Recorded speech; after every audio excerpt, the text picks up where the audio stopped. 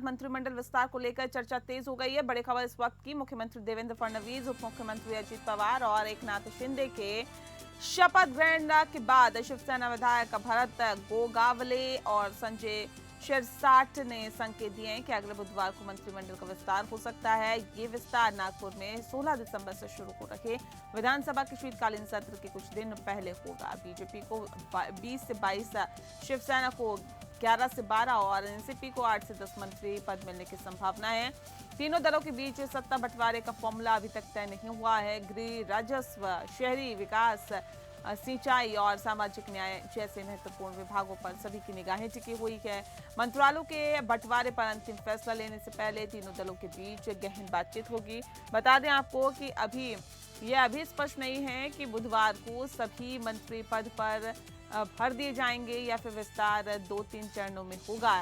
पिछले शिंदे फडणवीस पवार सरकार में 29 कुल मंत्री थे और ऐसे में मंत्रिपरिषद की अधिकतम संख्या 43 है।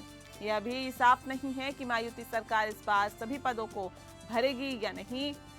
बीजेपी गृह, राजस्व, शहरी विकास, सिंचाई, वन परिवहन, उच्च और तकनीकी शिक्षा और आवास जैसे महत्वपूर्ण विभाग अपने पास रख सकती हैं और ऐसे में इसके अलावा संस्कृति, जनजातीय विकास, सामान्य प्रशासन, कानून और न्यायपालिका और साथ ही सूचना प्रौद्योगिकी, आईटी जैसे विभाग भी बीजेपी के पास रह सकते हैं। उप मुख्यमंत्री शिंदे के लिए शिवसेना गृह मंत्रालय चाहती है कि साथ ही अपने मौजूदा 9 मंत्रालयों को भी बरकरार रखना चाहती है। इनमें महत्वपूर्ण उद्योग और शहरी विकास विभाग शामिल है। शिवसेना ऊर्जा, राजस्व, सिंचाई और लोक निर्माण विभाग पीडब्ल्यूडी पर भी अपनी नजर गड़ाए हुए हैं। शिवसेना का तर्क है कि जब शिंदे मुख्यमंत्री थे तब बीजेपी ने भी ये सभी मंत्रालय अपने पास रखे थे, इसीलिए अब जब मुख्यमंत्री बीजेपी का है तो शिवसेना को उसी अनुपात में महत्वपूर्ण विभाग मिलने चाहिए। एनसीपी उप मुख्यमंत्री अजित पवार के लिए वित्त मंत्रालय चाहती है, साथ ही सहकारिता, कृषि, खाद्य और नागरिक आपूर्ति, बंदरगाह, राहत और पुनर्वास, सिंचाई, सामाजिक न्याय और महिला एवं बाल विकास जैसे विभाग भी एनसीपी की प्राथमिकता में हैं। ये ऐसे विभाग है जिनका सीधा जनता से संबंध है और जो ग्रामीण मतदाताओं, जो एनसीपी का मुख्य आधार है, से जुड़े हुए हैं।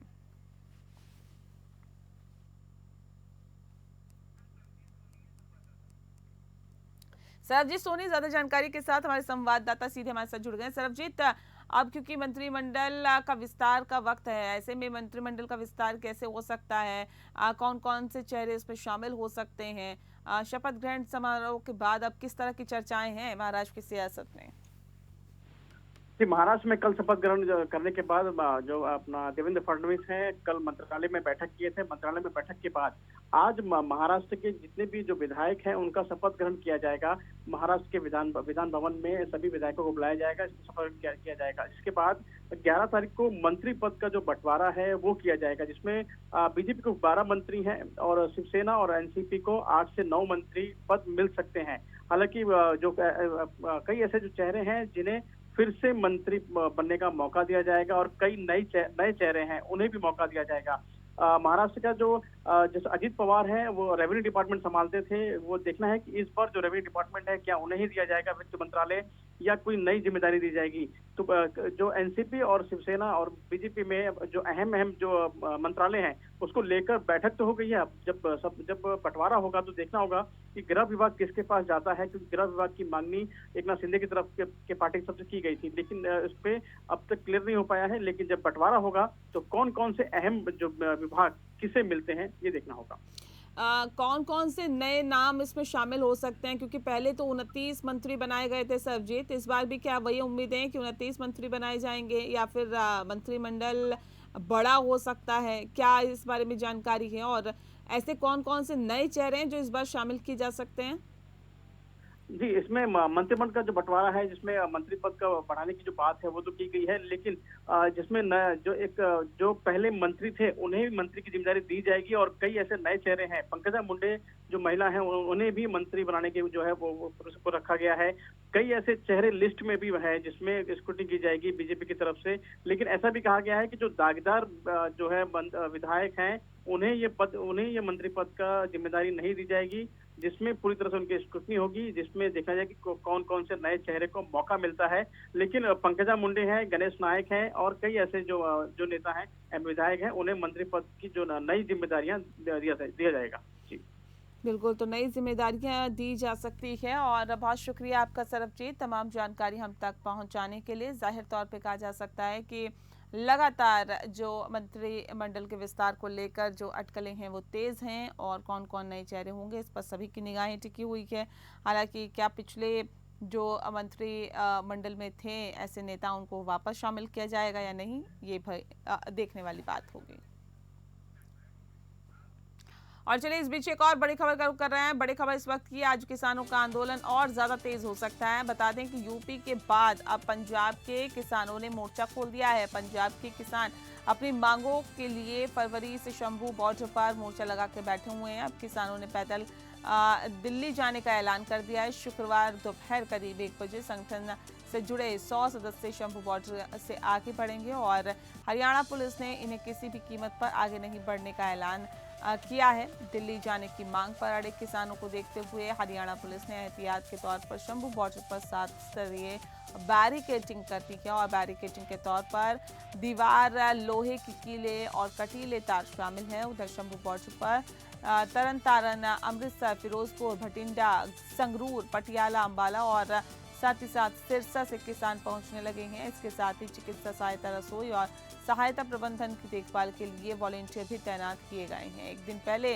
हरियाणा सरकार की ओर से शंभू बॉर्डर पर धारा 163 का नोटिस चस्पा किया गया है। इसके तहत 5 और इसके अधिक लोगों के इकट्ठे होने के पर रोक लगाई गई थी।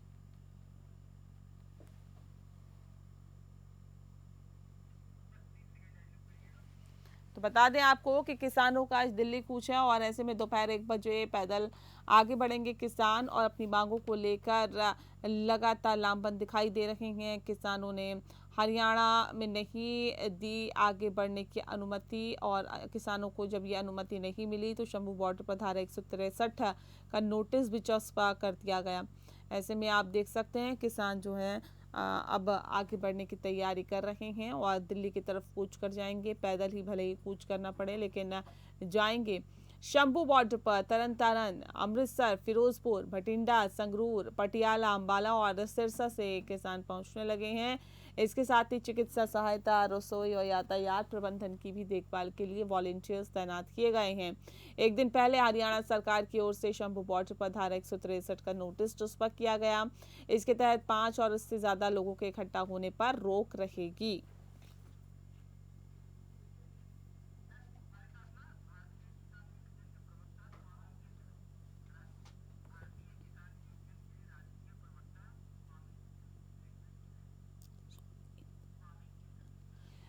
इस वक्त हमारे साथ भारतीय किसान यूनियन के प्रवक्ता स्वामी इंद्र जी हमारे साथ फोन लाइन पे जुड़ गए हैं। स्वामी इंद्र जी, बहुत स्वागत है आपका। सर, क्या आप लोगों की अब मांगे हैं जिसको लेकर आपकी जो तैयारियां हैं प्रदर्शन की, वो और ज्यादा पुख्ता होती हुई दिखाई दे रही है?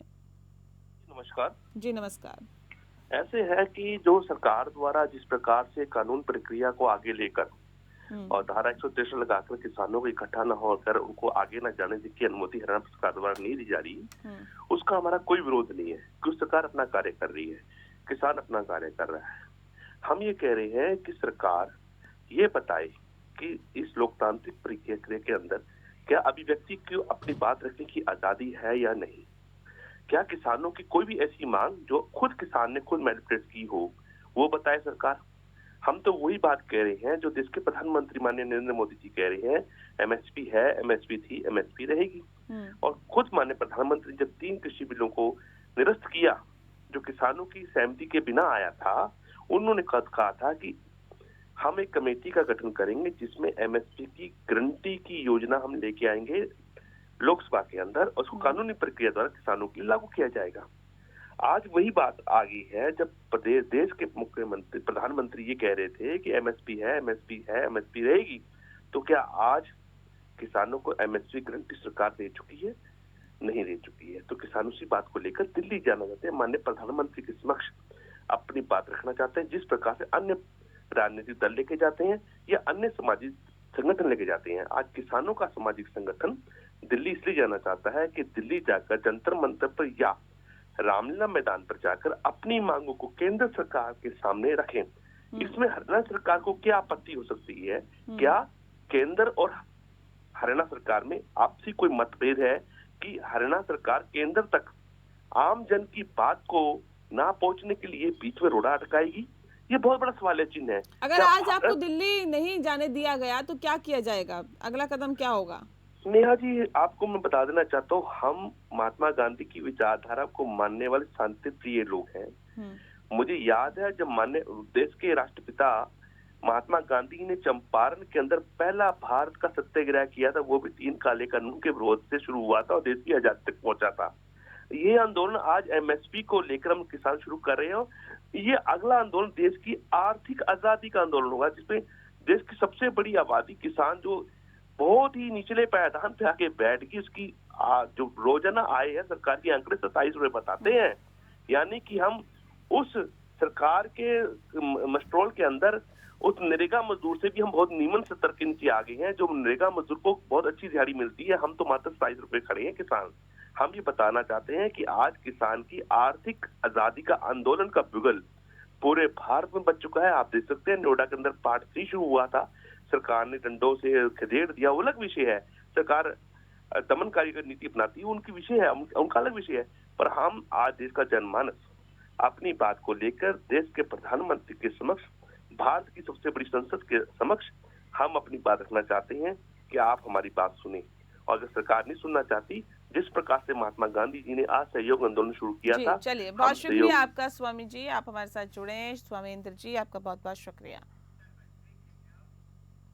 और इसी के साथ रुक रहे हैं छोटे से ब्रेक के लिए, चल लौटते हैं।